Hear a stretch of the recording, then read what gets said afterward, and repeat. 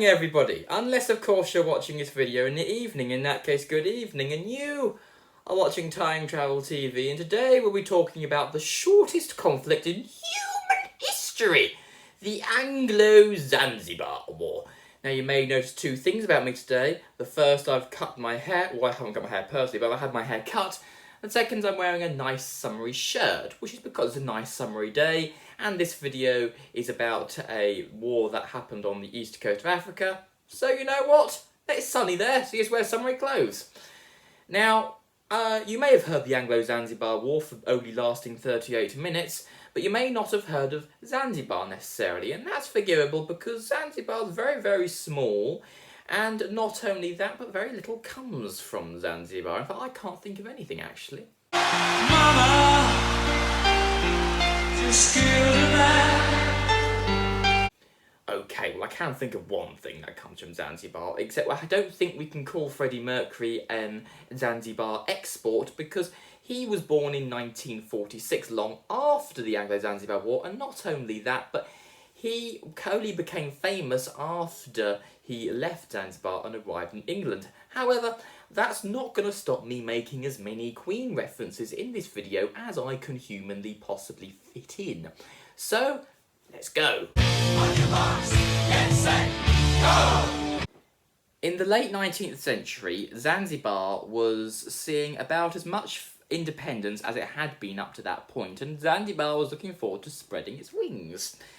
So Britain decided to introduce themselves, and at first they acted all friendly, saying, "You're my best friend."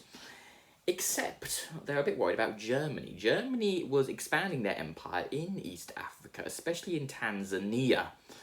And they were concerned that they might flash in and take Zanzibar for themselves. So Britain said, well, friends will be friends. We were friends, but I want it all. Now, you belong to me. In 1890, Britain just took Zanzibar. I know, rather rude, didn't even ask.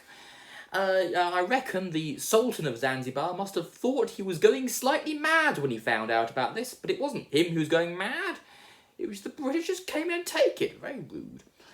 Anyway, so by 1893, the British had put their own pro-British Sultan on the throne, who then abolished slavery.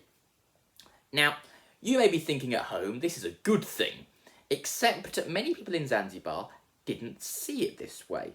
One chap being called Khalid, and he wasn't overly impressed with the abolition of slavery, so mainly because he was a slave owner, and he had benefited from slaves.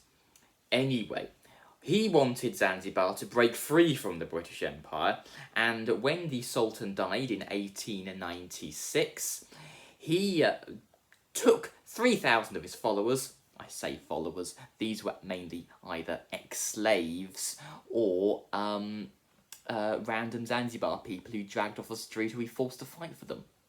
Anyway, he took his followers and barricaded himself inside the palace, saying, "Now I am the Sultan, I am the Prince of the Universe." He didn't say it quite like that, but he said, "I'm the Sultan now and I'm in charge." And the British weren't overly impressed by this, so they sent him an ultimatum, telling him to step down now or we will rock you to whence you came. They didn't say it like that either, but I think it's pretty cool if they did say it like that.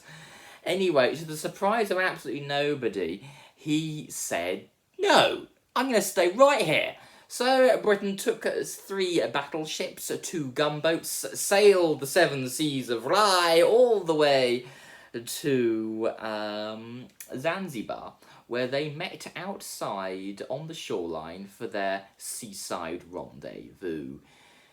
And at 9:02, they opened fire on the palace. Now, the British had 1,050 troops in total. These were made up of Royal Marines and various pro-British Zanzibar people.